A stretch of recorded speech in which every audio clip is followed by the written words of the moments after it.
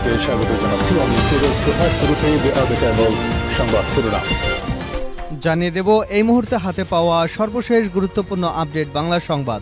শুরুতেই থাকছে সকল বৈধ অবৈধ অস্ত্র জমাদানের শেষ তারিখ আজ। রাত থেকেই যৌথ অভিযান। আজ রাত 12টার পর থেকে আগ্নেয়াস্ত্র উদ্ধার এবং অপরাধীদের গ্রেপ্তারে যৌথ বাহিনীর অভিযান শুরু করবে বলে স্বরাষ্ট্র উপদেষ্টা লেফটেন্যান্ট জেনারেল অবসরপ্রাপ্ত জাহাঙ্গীর আলম চৌধুরী নিশ্চিত করেছেন। এবারে জানাবো শেখ হাসিনার উপর আল্লাহর গজব পড়েছে। বিএনপির সাংগঠনিক সম্পাদক ও সাবেক উপমন্ত্রী আসাদুল হাবিব দুলু বলেছেন, ছাত্র জনতা বা বিএনপির আন্দোলন নয়, শেখ হাসিনার উপর আল্লাহর গজব পড়েছে। সেই গজবে শেখ হাসিনা পালিয়ে গেছে। ছাত্র জনতা বা বিএনপির আন্দোলন ছিল সেই গজবের ওসিলা মাত্র। জানাবো ফের 5 দিনের রিমান্ডে ইনু। বৈষম্য বিরোধী ছাত্র আন্দোলন চলাকালে রাজধানীর মোহাম্মদপুরের বসিলায় গুলিতে মোহাম্মদ সুজন নামে এক ট্রাক চালক হত্যা মামলায় জাতীয় সমাজতান্ত্রিক দলের সভাপতি ও সাবেক তথ্যমন্ত্রী হাসানুল হক ইনুর 5 দিনের রিমান্ড মঞ্জুর করেছেন আদালত। মঙ্গলবার ঢাকার মেট্রোপলিটন ম্যাজিস্ট্রেট সাইফুল ইসলাম শুনানি শেষে তার এই রিমান্ড মঞ্জুর করেছেন।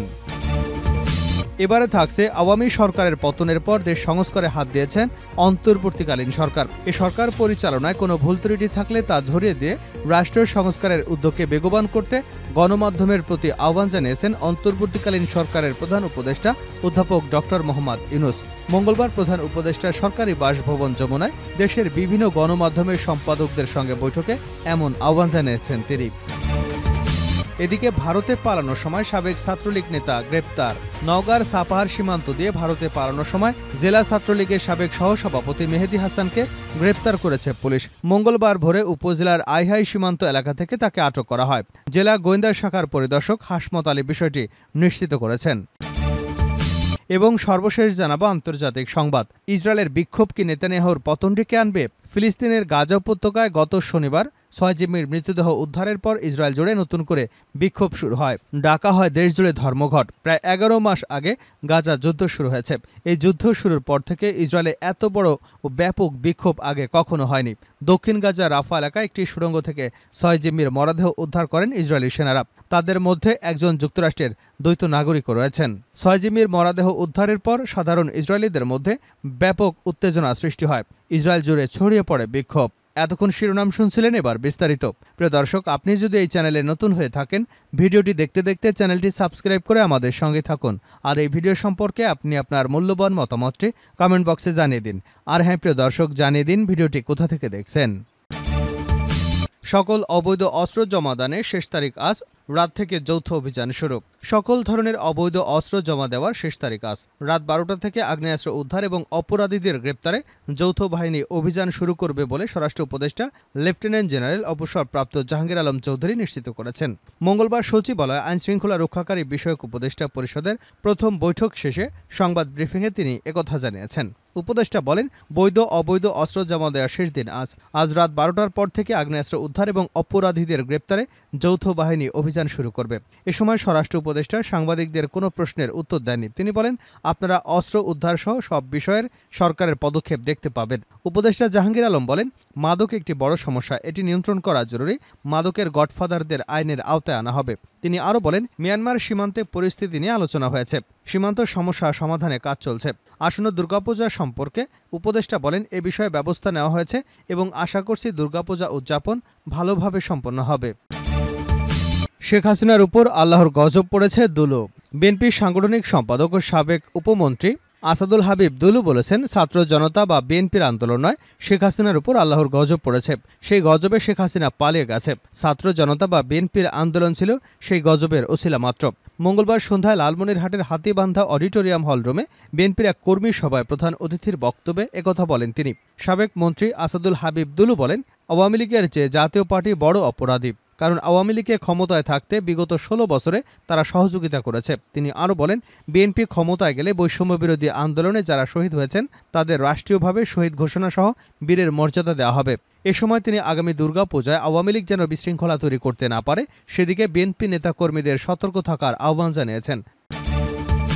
আবারও 5 দিনের রিমান্ডে হাসানুল হক ইনু। বৈষম্য বিরোধী ছাত্র আন্দোলন চলাকালে রাজধানীর মোহাম্মদপুরের বসিলায় গুলিতে মোহাম্মদ সুজন নামে এক ট্রাক চালক হত্যা মামলায় জাতীয় সমাজতান্ত্রিক দলের সভাপতি ও সাবেক তথ্যমন্ত্রী হাসানুল হক ইনুর 5 দিনের রিমান্ড মঞ্জুর করেছেন আদালত। মঙ্গলবার ঢাকার মেট্রোপলিটন ম্যাজিস্ট্রেট সাইফুল আলম শুনানি শেষে এ রিমান্ড মঞ্জুর করেছেন।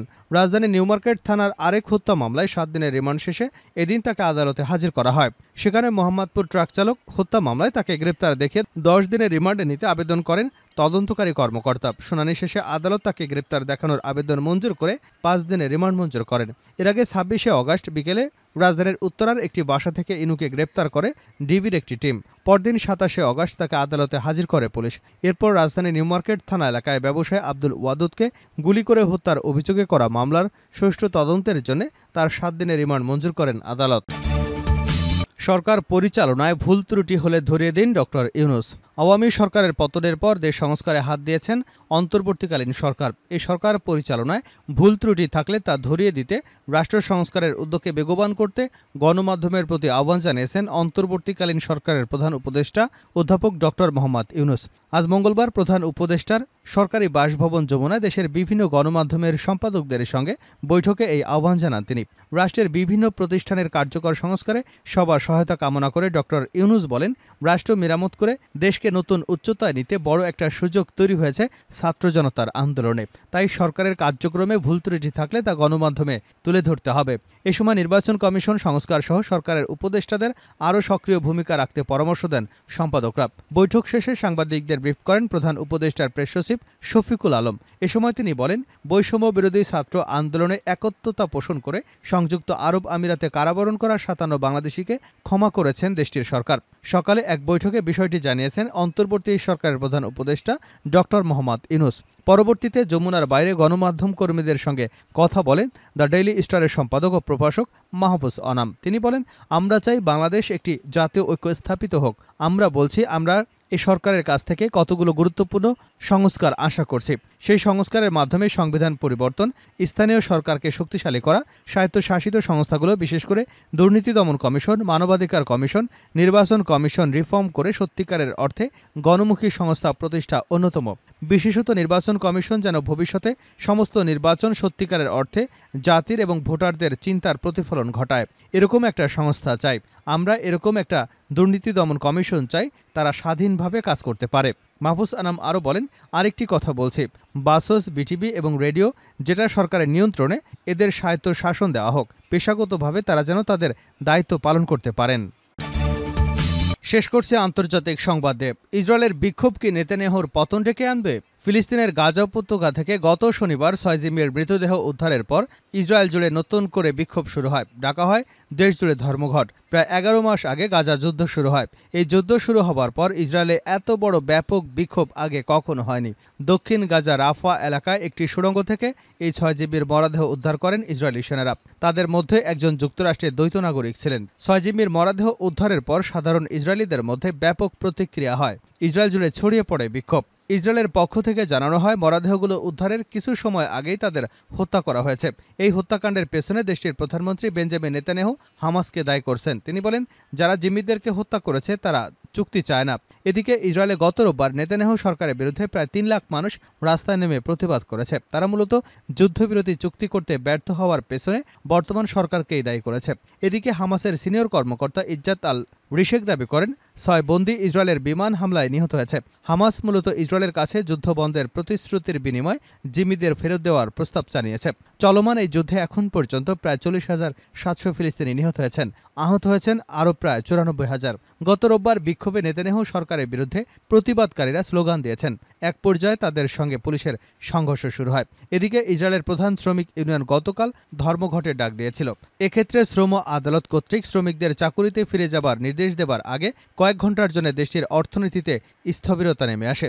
দেশজুড়ে এই ধর্মঘটের মাধ্যমে নেতানিয়াহু সরকারের ক্ষমতায় থাকার বিষয়টা অনেকটা চ্যালেঞ্জের মুখোমুখি হয়েছে। বিশ্লেষকদের মতে বিক্ষোভ ও ধর্মঘটের প্রভাব আগামী দিনগুলোতে বোঝা যাবে।